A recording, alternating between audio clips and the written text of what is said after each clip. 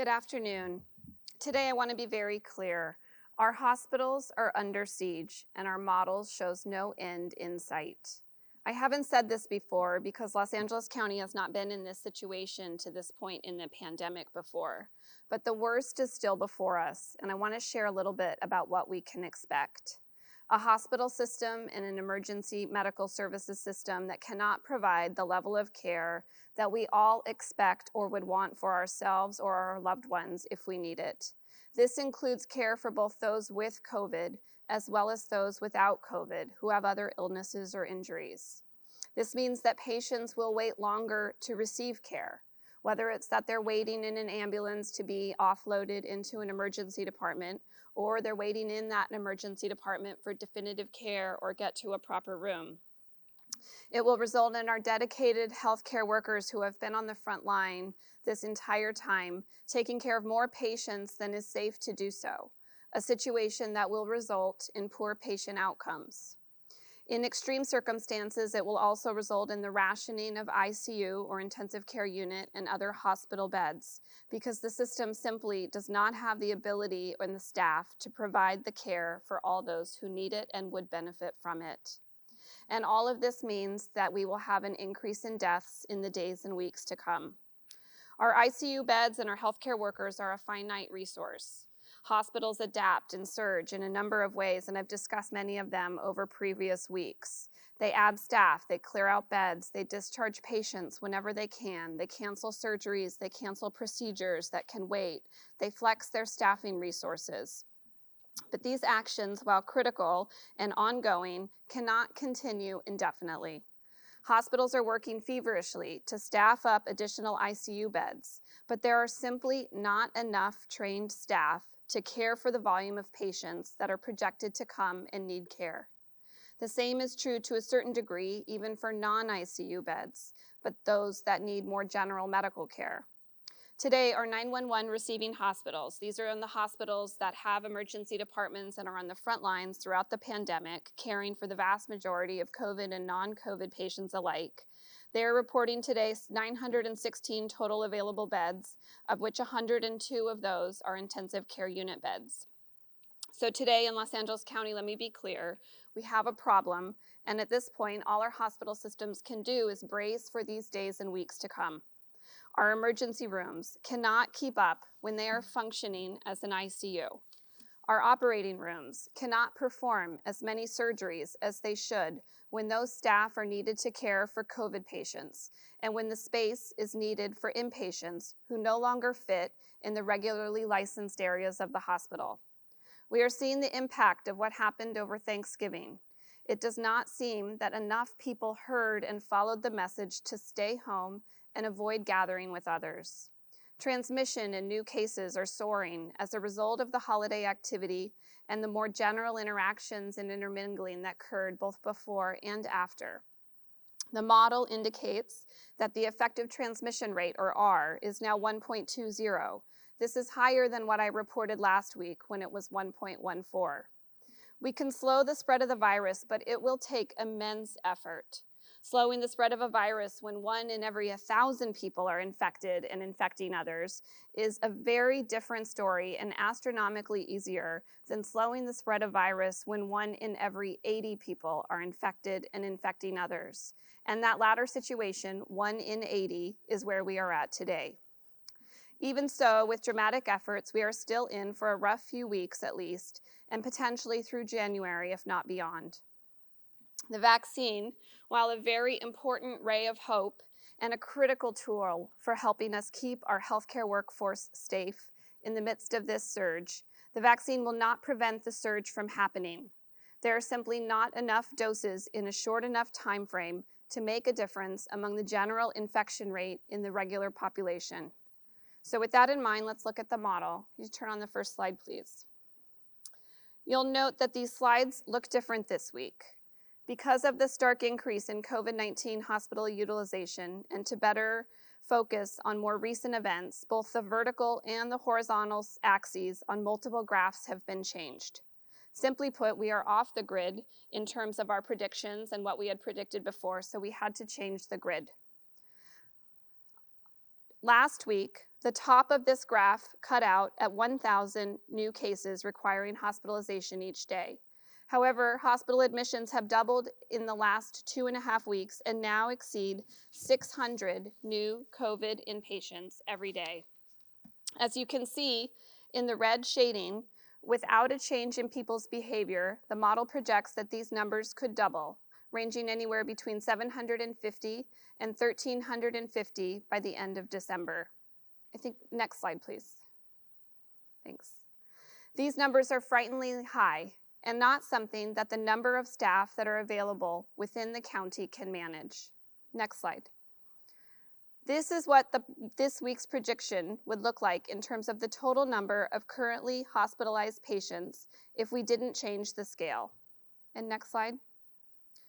And this is the new scale. We had to triple it given the significant increases in hospital admissions over the past week and to show the model predictions in the month ahead.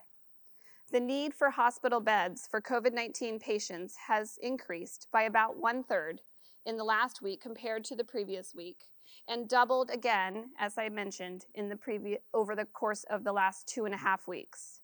To continue to meet the need for patients with COVID-19 who require hospitalizations, we've freed up capacity by discharging patients and continuing their care at home or in other settings whenever possible. You can see that hospitals have been able to keep up with the increase in demand for hospital beds, but that ability, represented by the distance between the red dotted line, or available beds, and the white line, is closing. Can you go to the previous slide? I think we're off on one side, thanks. The red shaded area indicates where we predict demand may go in the weeks ahead, numbers that far surpass any ability of a hospital to surge, ranging anywhere between 5,500 and 9,000 total COVID patients in the hospitals. And now the next slide. Again, ICU beds is where we have our most significant problem. You can see our current need for ICU beds is quickly approaching the number of available beds that hospitals report that they have immediately available for patients who require that level of care. Please note that the prior graphs had an upper limit of 2,000 beds, but that's now been expanded to 4,000 beds so that we can portray the model projections more clearly. The model predicts that the number of patients requiring ICU care in Los Angeles County within a month could easily exceed the total number of licensed adult ICU beds. That's 2,500, and that could exceed that number by 1,000 or more. As I mentioned before, there is simply a limit to the number of people who can safely receive intensive care services in our hospitals at any one time, even after everything has been possible that has been done to expand the capacity and expand the ICUs to every part. As has been true the entire time, the problem is not physical space. Setting up overflow capacity in non-hospital settings will not solve this problem. Even when the projected shortage of beds, the safest place for a patient who is sick enough to need hospital-level care is always within a hospital. Even with staffing shortages, hospitals have critical infrastructure that is needed for the proper care of patients. They have laboratory services, radiology services, cafeteria and support services, infection control infrastructure, quality infrastructure, among many other things. The safest and the best approach must be to continue to care for acute level patients within the four walls of an acute hospital. In supporting this goal, though, we need all of the lower level of care providers out there, whether they're dialysis centers, home hospital, home health care corporations, other lower level of care organizations in licensed and unlicensed care settings, to do everything they can to accept the transfer of patients out of hospitals. The county is helping in this regard by opening up an additional 200 quarantine and isolation beds for patients exiting hospitals, as well as for persons experiencing homelessness who do not have an option of sheltering at home. This is on top of the existing 300 beds that are currently in operation. I urge every Los Angeles County resident to hear the message. If you don't do everything possible to minimize spread, then you are contributing to the spread and prolonging the amount of time in which our hospitals have more patients caring for them than they can safely handle. The consequences of this will affect anyone and everyone who needs hospital-level care. It's not just those with COVID. It will impact people who have a heart attack or a stroke and need services, those who are in a car accident and need surgery, those who have newly diagnosed cancer and need immediate chemotherapy in an inpatient setting. So what can you do? There's a few things. First, stay at home, please. This is the single most important thing that you can do to stop the spread of the virus. Second, please don't mingle with those outside of your household. Many things are permitted still, but they may not be wise, and they carry immense risks for you and for those around you. And this level of risk has increased with this latest transmission. Things that were safe in the fall or that were safe even 2 months ago or 1 month ago are not safe today. Having just a very small birthday party for your child in a park is not safe. Having a very small holiday gathering is not safe. Getting together with a couple of friends at dinner is not safe. Participating in a sports tournament, whether it's formal or informal, is not safe. The interactions that take place between essential workers and those who are using an essential service presents more than enough risks than what we can all handle. So please keep your interactions with those outside of your household to just that core set of providing an essential service or using an essential service. And when doing so, please wear your mask and keep your distance as much as possible.